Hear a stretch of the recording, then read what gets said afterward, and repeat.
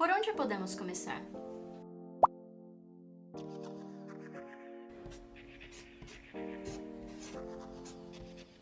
Me identifico como nulo. Tenho 19 anos e passei boa parte desse tempo vivendo no monastério com a minha mãe. E desde pequeno eu ouvia a conversa dos adultos e ficava curioso para saber o que tinha depois das muralhas. E às vezes, peregrinos vinham no monastério perdido, né? E nesse processo, eles compartilhavam histórias sobre os criadores, que são indivíduos que dominavam o mundo somente com seus celulares. Fiquei apaixonado por essa ideia, mas para você entender o porquê, precisa conhecer um importante detalhe antes. Quando eu alcancei meu aniversário de 5 anos, a minha mãe tirou de cima do armário uma antiga caixa de madeira toda empoeirada, de outros tempos, assim. E ela me presenteou com um aparelho de VHS. E assim, foi a única vez em toda a minha vida que ela me deu um presente. E assim, não me entenda mal, ele foi o mais especial. Eu sei o que você está pensando. Sim, vivíamos isolados em um monastério, mas ainda assim tínhamos algumas modernidades, como a luz elétrica, fogão a lenha. O que está escrito aqui? O que está escrito aqui? Não dá para entender o que está dizendo. Não, beleza, verdade, mas dá um joia aí se significar voltando. Beleza. Mas voltando, a questão mesmo é que eu os amava. Assistia os filmes até o final só pra ver os créditos. Lia todos os nomes e decorava um por um. Ficava impressionada com o tamanho da equipe que existia só pra aquilo dar certo.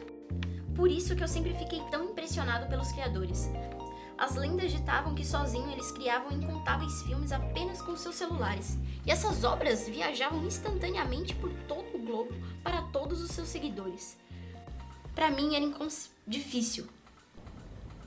Como seria possível? E era um sonho, era verdadeiramente um sonho, principalmente pra mim, que vive isolado. Mas mesmo assim era uma esperança. Se eles faziam, quem sabe eu também não poderia, um dia. E foi isso que acendeu uma chama em mim. E por outros motivos, eu fui obrigada a vir pra cidade. Eu precisei me afastar da minha mãe, tive que deixar tudo pra trás, tudo que eu conhecia. Mas essa chama, ela me deu força, me guiou. E eu tava fora do monastério, eu poderia conhecer os criadores, finalmente, assim. E foi quando aconteceu a minha decepção.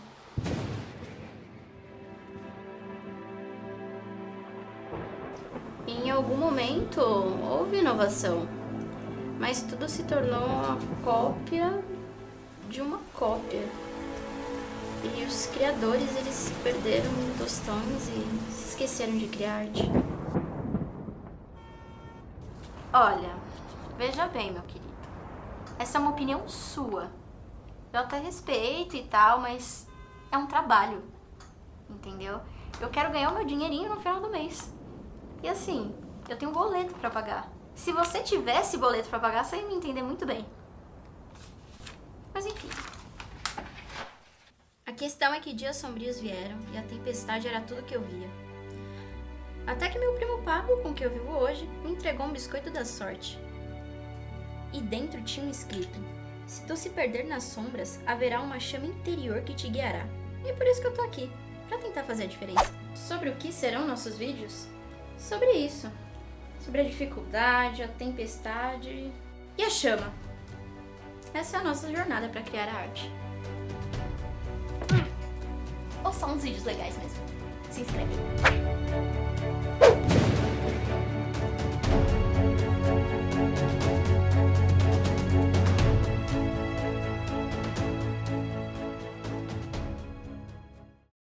Olha, agora a gente só precisa de um nome.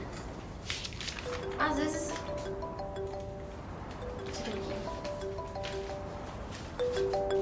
É o Pablo. Sobre isso, cara, eu tenho uma ideia sensacional. Pode deixar.